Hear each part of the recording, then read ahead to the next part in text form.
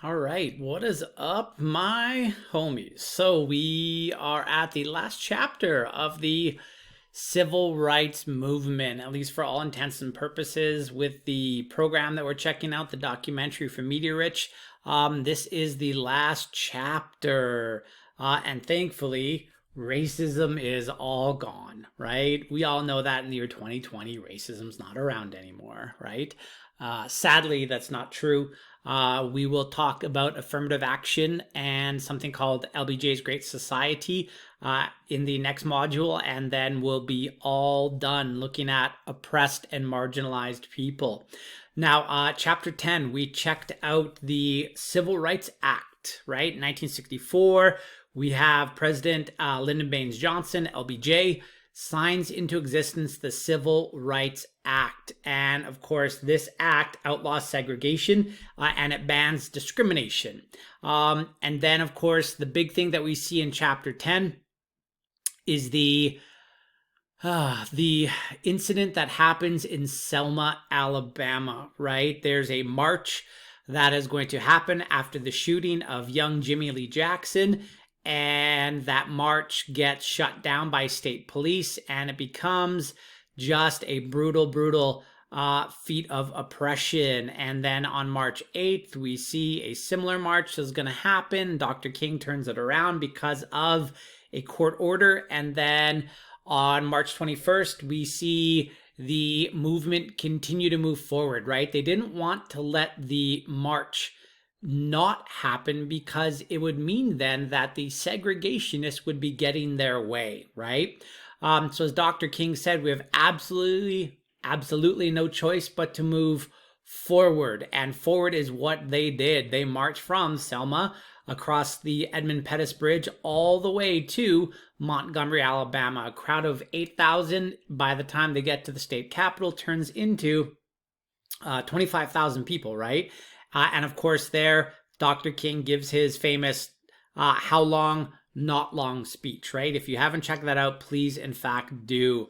It'll be in the chapter 10 stuff. Now, chapter 11, we're introduced to a different stage of the civil rights movement. We enter a more radical phase for some individuals. So the first thing we see in chapter number 11 is a guy by the name of Malcolm X. I'm not sure how many of you have ever heard of him. If the movie Malcolm X is on Netflix or Amazon Prime, I highly recommend that you check it out. He was a very interesting individual. So born Malcolm Little in Omaha, Nebraska. Malcolm X goes to jail. He becomes radicalized and becomes a member of the Nation of Islam. And to be honest, his radicalization while in prison, there was probably a lot of reason for it, right? The oppression of black people in, 1940s and 50s civil rights era was horrifying, right? So how was Malcolm X different than Dr. King? Well, the thing about Malcolm X that for a lot of white Americans especially, the thing that was off-putting about Malcolm X was the fact that he didn't want integration with white people. He didn't want to be accepted into white society. He actually espoused the idea of total black self-reliance. And he wanted to be segregated from white people. And the reason for that was because Malcolm X said that, in this America where white people have ruled us for 300 years, if we integrate with them, we will always be secondary. We will always be in a number two position. So what Malcolm X wanted was for black Americans to be self-sufficient, to create their own businesses and to, create their own wealth and have their own economic power that wasn't reliant upon the white man. And for a lot of people who are warming to the idea of civil rights, with Dr. King, when Malcolm X started saying the things that he was saying, it definitely it soured people a little bit to the civil rights movement. Now, unfortunately, in the end, at the age of 39 years old, Malcolm X is gunned down while in New York City, and he dies a rather young man. There is tons and tons of fascinating speeches of Malcolm X on YouTube. So I included some of them above here in this module, but I mean, there is just a wealth of knowledge that he gives, and he makes a lot of good points, right? He makes a lot of good points. Now, Black Power movement. So the Black Power movement, guys, is also part of the radical phase of the civil rights movement. The Black Power movement, it encapsulated a lot of what Malcolm X was talking about. The Black Power movement wanted Black self-reliance as well. And the term Black Power was first mentioned by a man by the name of Stokely Carmichael, who later on also joins the Nation of Islam. And he in the documentary, they say that the term Black Power was an unfortunate choice of words.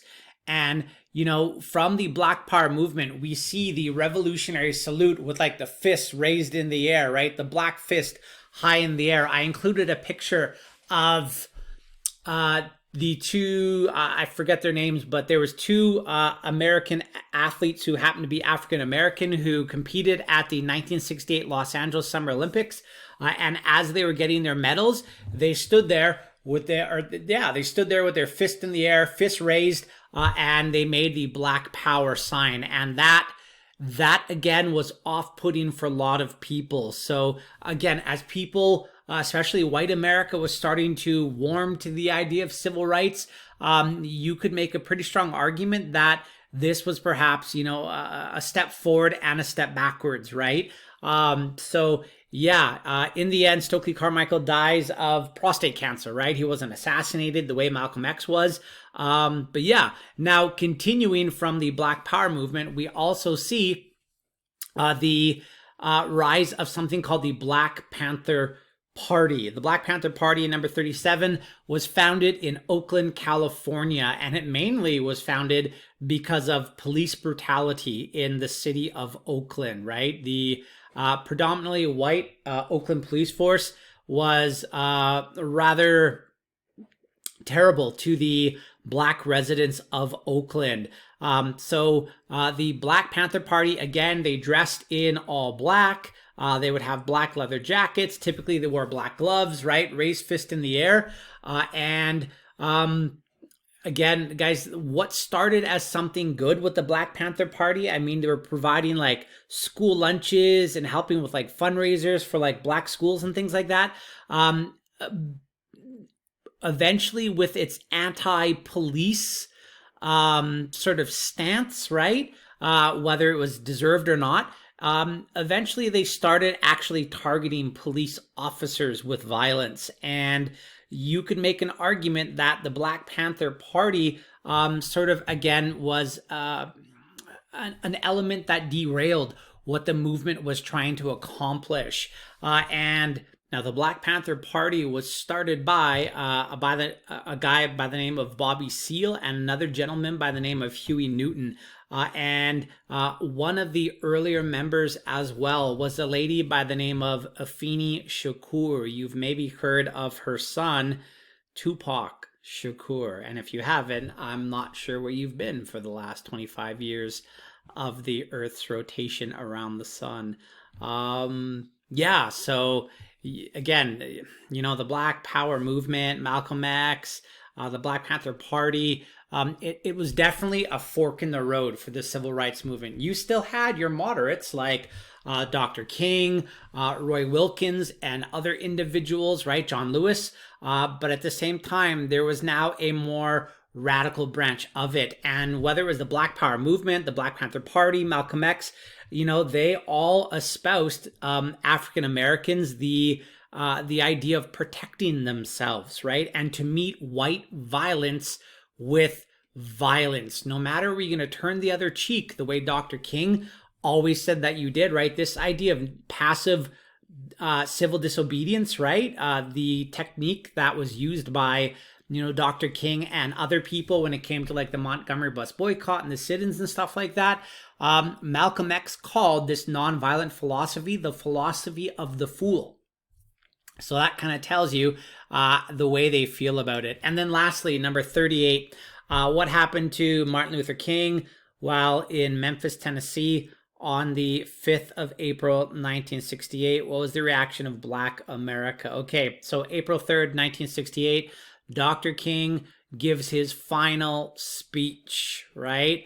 And he is in Memphis to support striking sanitation workers. And on the evening of April 4th at 6:01 p.m., he steps out of the Lorraine Motel in Memphis, Tennessee, and he is struck through the face with an assassin's bullet, and it basically blows the side of his face off. And then oddly enough, the bullet then also travels down into his spinal column, and he actually survived it, but then died about 90 minutes later in hospital. So the next day, or that evening actually, Dr. King was pronounced dead, and major American cities that had large Black populations erupted in violence because now their leader had been struck down, right? Like this man who symbolized, the movement had been silenced. So there was over 110 cities in America that saw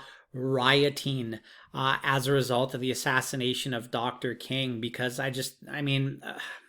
what do you do when you're so frustrated and your heart is so broken? Maybe not the right thing, I don't know. But then again, I haven't been subjected to literally centuries of oppression, as had been the plight of African American people in the United States of America. So it's easy to today look at it and be like, why did they do that, right? But if you understand their frustration, maybe it makes a little bit more sense. So unfortunately, guys, Dr. King, much like Malcolm X, much like JFK, much like a whole bunch of people during the civil rights movement, right? All the people during Freedom Summer and stuff like that, he was also killed during the movement. So the movement consumed a lot of people, but thankfully there have been dramatic improvements when it comes to race relations and the economic circumstance that African American people are in today, right? Are things perfect? Absolutely not, right? Not even close. There's still a long way to go, but did the civil rights movement make some positive strides? Absolutely, right? I have no doubt in my heart and mind that the civil rights movement did progress the circumstance of Black African American people in the United States of America. All right, guys.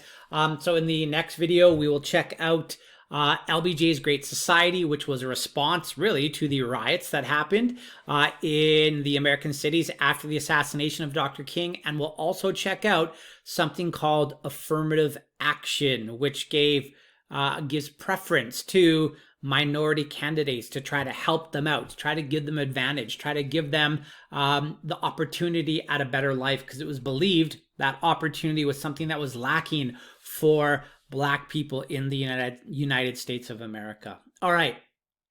I love you guys. I hope you think that was worthwhile. That's the civil rights movement, right? It came so far, but it's still got a long way to go. So I will see you guys in the next chapter. Hope you're staying safe. Hope you're getting outside, right? Socially distancing and staying healthy. So I'll talk to you guys later. Bye.